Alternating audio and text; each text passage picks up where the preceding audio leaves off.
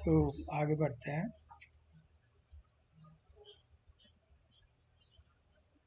नलिकाओं के साथ साथ एक जोड़ी ग्रंथियां तथा बाह्य जननेंद्रियां शामिल होती हैं। तो बाह्य जनन इंद्रिया, ठीक है, बाह्य मतलब शरीर के बाहर। तो इसमें बाह्य जनन इंद्रिय में आपके ये शिश्न हो जाएगा, ठीक है, शिश्न। और ये जो है वृषण कोश, तीर के निशान को देखिए आप, ये वृषण कोश है। ये दोनों जो हैं बाह्य जनन इंद्रियों में आ जाएंगे। अब यहाँ पर ये बात आती है, शरीर में वृषण उदर गुहा के बाहर एक थैली थानी में स्थित होते हैं, जिसे वृषण कोश कहते हैं। तो शुक्राणु, ये जो वृषण है, तीर का निशान देखिएगा, वृषण जो है टेस्टिस, हमारे जनन तंत्र के सबसे इम्पोर्टेंट हिस्सा है। ये जो है हमारी बॉडी के बाहर, उदर गुहा मतलब, उदर मतलब पेट होता है, उदर गुहा के बाहर, इसके बाहर, शरीर के बाहर एक थैली या धानी में स्थित होता है, जिसे वृषण कोश कहते हैं। अंग्रेजी में से कहते हैं स्क्रॉटम। एक थैला है, छोटा सा पाउच है, जिसके अंदर ये स्थित है। आगे कहता है कि शरीर से बाहर है, पुरुष में जो है शरीर के बाहर है, ठीक है। और जो है आगे बढ़ते हैं। वृषण कोश वृषणों के तापमान को शरीर के तापमान से 2 या 2.5 डिग्री सेंटीग्रेड कम रखने में सहायक होता है, जो शुक्राणु जनन के लिए आवश्यक है। यहाँ पर ये बात जो है महत्वपूर्ण हो गई है, ठीक है, ये बहुत महत्वपूर्ण हो गई है कि ये इम्तिहान में पूछता है, ठीक है। कक्षा 10 के बच्चों के लिए भी ये वीडियो काम का हो सकता है। ये सवाल पूछता है कि पुरुषों के वृषण जो हैं, वृषण शरीर के बाहर क्यों होते हैं। तो इसका उत्तर यही है कि वृषणों में शुक्राणुओं के बनने के लिए, शुक्राणु के बनने के लिए शरीर के तापमान से 2 से 2.5 डिग्री सेंटीग्रेड तापमान कम होना चाहिए शुक्राणु जनन के लिए, शुक्राणु जनन के लिए। तो यहाँ पर ये बहुत इम्पोर्टेंट बात आ गई कि जो है शरीर के तापमान से टेस्टिस का तापमान जो है 2 से 2.5 डिग्री सेंटीग्रेड कम होना चाहिए। अब आजकल जो है ज़्यादातर बच्चे मैं देखता हूँ कि जो है लैपटॉप से पढ़ाई करते हैं, लैपटॉप में गेम्स खेलते हैं। तो ये बच्चे जो हैं अपनी गोद के ऊपर लैपटॉप लिए रहते हैं, जो बहुत खतरनाक है। लैपटॉप के ऊपर, लैपटॉप सीधा गोद के ऊपर अगर आपने रखा है तो ये जो है आपके वृषणों में नुकसान कर सकता है, और इसकी वजह से इंसान में शुक्राणु बनने की क्रिया नहीं होगी, नपुंसक हो जाएगा। इसलिए लैपटॉप को कभी भी सीधा सीधा अपनी गोद के ऊपर न रखें, टेबल पे रखें। और अगर गोद में रखना बहुत ज़रूरी है तो उसके नीचे एक लकड़ी का कोई फट्टा रख लें, ठीक है, लकड़ी का होना चाहिए, ताकि हीट जो है, लैपटॉप से हीट जो है आपके टेस्टिस तक ना पहुंचे।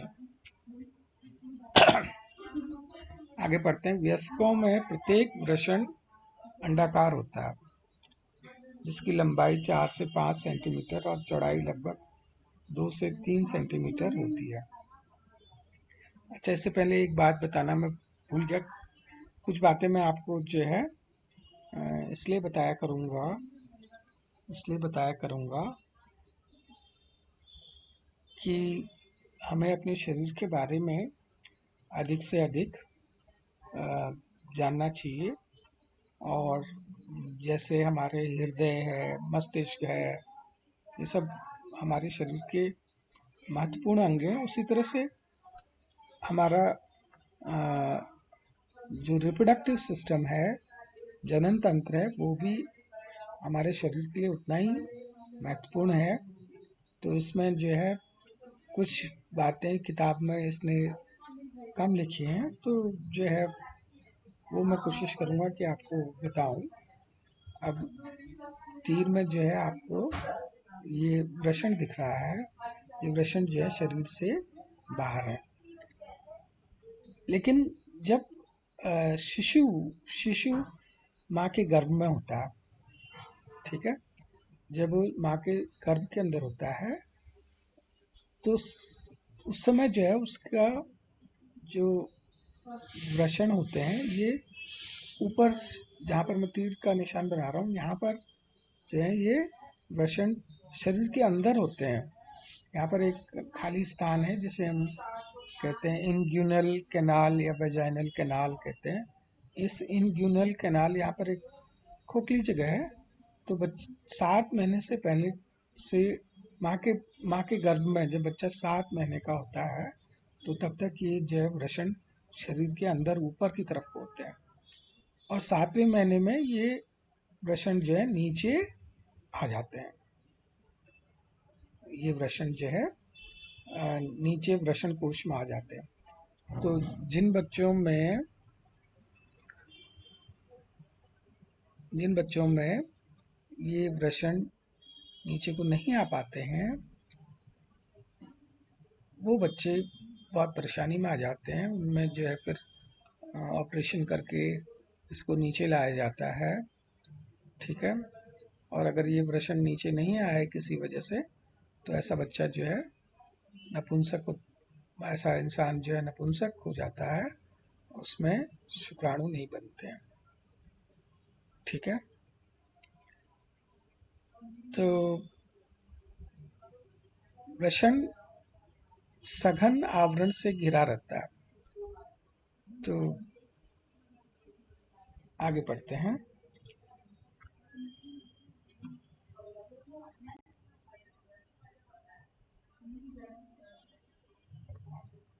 थोड़ा रुकिएगा।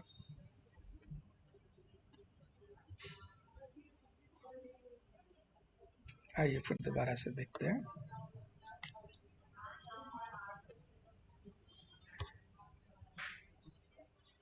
वृषण सघन आवरण से घिरे रहते हैं। तो इस जो है इस वाले चित्र में आप देखिए, इसमें जो है वृषण के बाहर से यहाँ पर एक वृषण ये दिखा रखा, इसी के अंदर की संरचना इसने यहाँ पर बना रखी है। तो बाहर से ये जो आपको जहाँ पर चित्र में दिखा रहा हूँ, तो यहाँ पर एक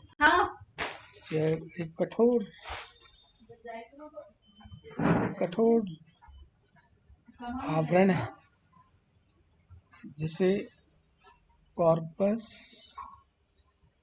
एल्बुजिनिया कहते हैं। कॉर्पस एल्बुजिनिया, ठीक है। इस कॉर्पस कठोर है और ये जो है टेस्टिस को चोट वगैरह से बचाता है, चोट लगने से बचाता है। तो ये कॉर्पस एल्बुजिनिया है, ठीक है, जो इसको चोट लगने से बचाता है। प्रत्येक वृषण में लगभग 250 कक्ष होते हैं, जिन्हें वृषण पालिका या टेस्टिकुलर लोब्यूल्स कहते हैं। अब ये जो टेस्टिस है, इसके अंदर जो है ऐसे ऐसे तीर को देखिए, ऐसे बहुत सारे जो हैं खंड हैं, बहुत से सेक्शंस हैं, खंड हैं। कितने हैं?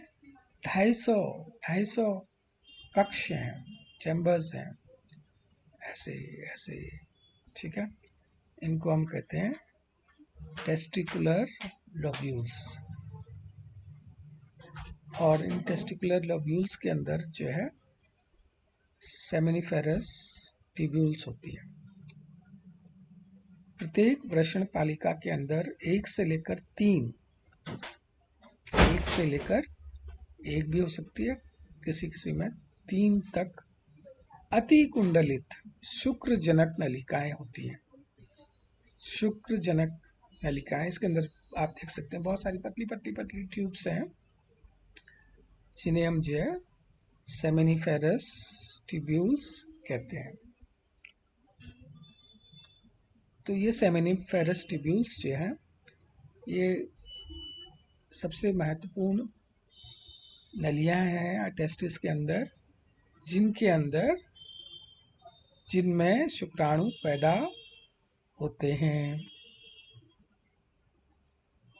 ठीक है, इन सेमिनिफेरस ट्यूब्यूल्स के भीतर प्रत्येक शुक्रजनक नलिका का भीतरी भाग 2 प्रकार की कोशिकाओं से स्तरित होता है, जिन्हें नर जर्म कोशिकाएं स्पर्मेटोगोनिया और सर्टोली कोशिकाएं कहते हैं।